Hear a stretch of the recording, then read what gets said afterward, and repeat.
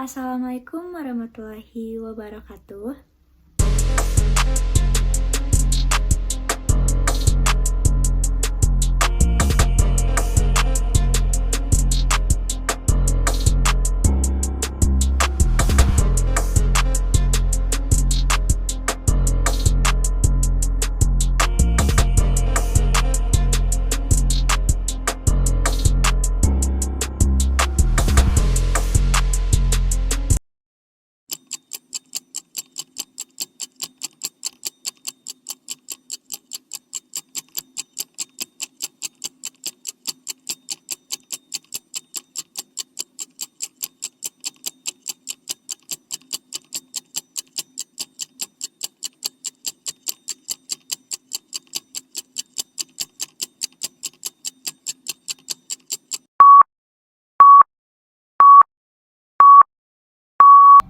Perkenalkan, saya Tira Fitria, NPM 211002086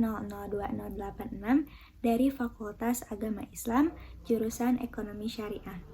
Di video ini saya akan menjelaskan beberapa definisi tentang halal menurut Islam.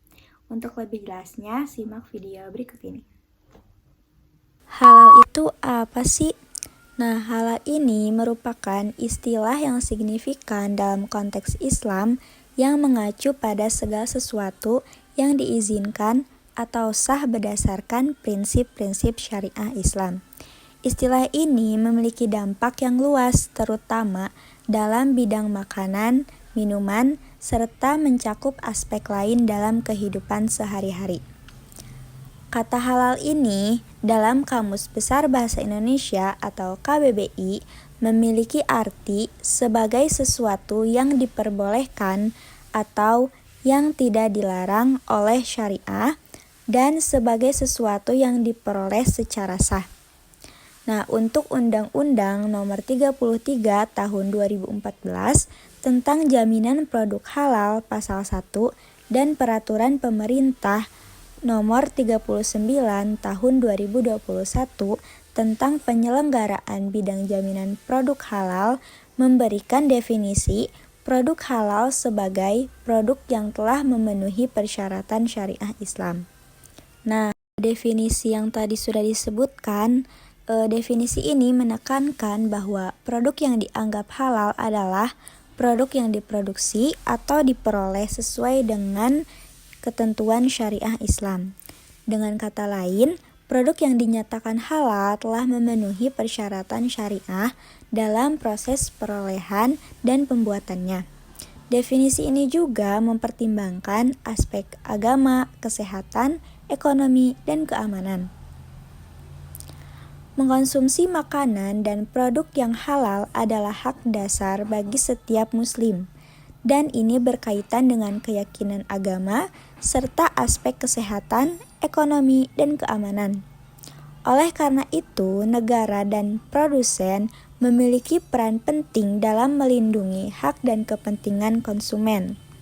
Ini juga sesuai dengan nilai-nilai yang terdapat dalam Quran Surah Al-Baqarah ayat 168 yang berbunyi, A'udzubillahi minasyaitonirrajim. Bismillahirrahmanirrahim.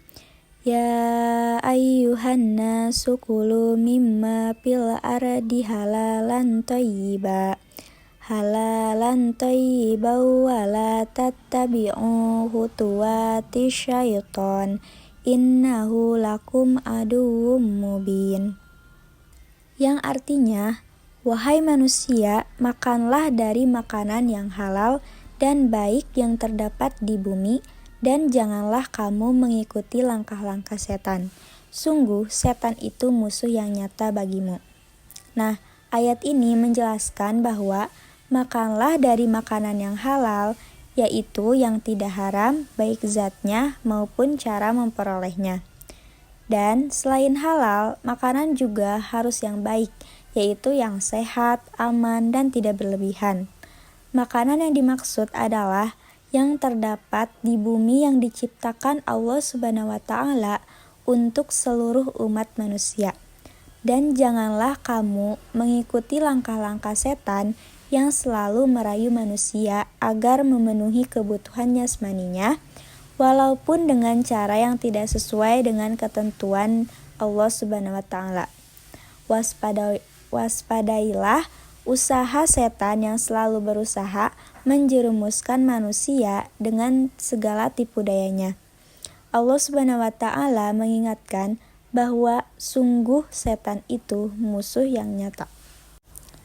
Dalam konsep Al-Jurjani dalam kitab Al-Ta'rifat, halal ini berkaitan dengan kewajiban menggunakan apa yang dibutuhkan dalam kehidupan sehari-hari, seperti makanan, minuman, dan obat-obatan, sesuai dengan persyaratan syariah dan juga menunjuk pada kewajiban untuk mengonsumsi, menggunakan, dan melakukan tindakan yang sesuai dengan nas dalam agama Islam. Menurut pandangan Al-Tabari, kata sifat thayyib merujuk kepada sesuatu yang memiliki kebersihan, kualitas yang baik, bebas dari najis, dan tidak dilarang untuk dikonsumsi. Nah, secara singkatnya, dalam konsep makanan, Allah Subhanahu wa taala mendorong kita untuk tidak hanya mengkonsumsi makanan yang halal, tetapi juga makanan yang halal yang memiliki kualitas baik dan bermutu tinggi. Firman Allah Subhanahu wa taala dalam surah Al-Baqarah ayat 172 yang berbunyi, A'udzubillahi minasyaitonirrajim. Bismillahirrahmanirrahim. Ya ayyuhallazina amanu kulu min thayyibati ma razaqnakum washkuru lillahi in kuntum iyyahu ta'budun.